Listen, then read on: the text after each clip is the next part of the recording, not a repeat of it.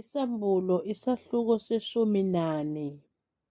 Ngase ngibona bheka iwundlu lime entabeni yaseSiyoni, kumi kanye nalo abayizi144. Banegama lalo negama likayise lilotshiwe emabunzini abo. Ngase ngizwa izwi livela ezulwini linjengezwi lamanzi amaningi nanjengezwi lokuduma okukhulu, nezwi engalizwayo lalinjengabalebetha amahabhu, bebetha amahabhu abo. Bahlabelela igama elisha phambi kwesihlalo sobukhosi ngaphambi kwezidalwa ezine namalunga, kepha akubangabikho namandla okufunda lelo gama. Kuphela abayizi144 abathengiweyo emhlabeni. Labo yibo abangangcoliswanga yisifazane ngokuba bayizintombi. Labo yibo abalandela iwundlu noma liyaphi. Labo bathengwa ebantwini babe lulibo kuNkulunkulu nakulo iwundlu. Nasemlonyeni wabo akufunyaniswanga amanga, kabanasici.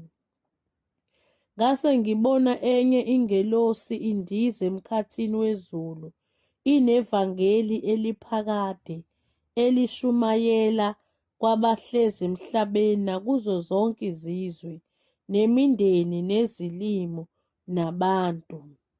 Isho ngezwi elikhulu ithi, "Mesabeni uNkulunkulu, nimnike inkazimulo, ngokuba ihora lokwahlulelwa kwakhe selifikile. Nikhuleke kuye owenza izulu nomhlaba, nolwandle nemithombo yamanzi." Yayisilandela enye ingelosi ithi, "Liwile, liwile iBhabhiloni elikhulu, eliphuzise izizwe zonke iwayini lolaka lobufebe balo."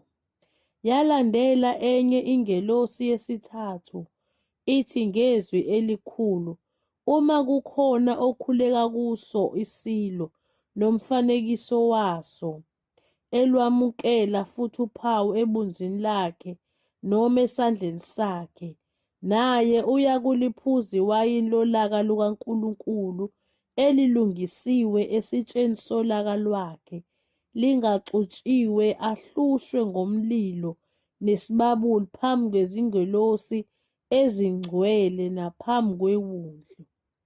Nomusi wokuhlushwa kwabo uyenyuka kuze kube phakade naphakade. Abasekuphumula imini nobusuku, abakhuleka kuso isilo nomfanekiso waso, nalowo owamukela uphawu lwegama laso. Nakhu ukubekezela kwabangcwele abagcina imiyalo kaNkulunkulu nokukholwa nguJesu. Ngase ngizwa izwi livela ezulwini lithi, "Loba ukuthi babusisiwe abafileyo abafele eNkosini kusukela kulesi sikhathi, yebo, usho uMoya, ukuze baphumule ekukhandlekeni kwabo, ngokuba imisebenzi yabo iyabalandela."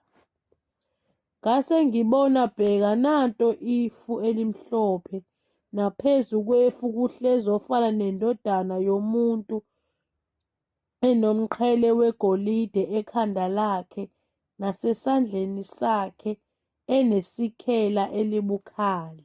Enye ingelosi yayisiphuma ethempelini imemeza ngezwi elikhulu ithi kohlezi phezu kwefu, "Faka isikela lakho uvune, ngokuba kufikile isikhathi sokuvuna, ngokuba sekomile okuvunwayo komhlaba." Ohlezi phezu kwefu wayesephonsa isikela emhlabeni, wawusuvunwa umhlaba. Enye ingelosi yayisiphuma ethempelini elisezulwini, nayo inesikela elibukhali. nenye ingelosi futhi yaphuma e-althare inamandla phezu komlilo, yamemeza ngezwi elikhulu kuyo ibinesikela elibukhali ithi, "Faka isikela lakho elibukhali, ubuthe amahlukuzo omvini womhlaba, ngokuba izithelo zomvini zivuthiwe." Ingelosi yayilisiphonsa isikela layo emhlabeni yawuvuna umvini womhlaba, yawuphonsa esikhwameni sewayini esikhulu solaka lukaNkulunkulu. Isikhwama sanyathelwa ngaphandle komuzi, kwaphuma igazi esikhwameni laze lafika ematomini amahhashi liqeda amastadiyo 6,600.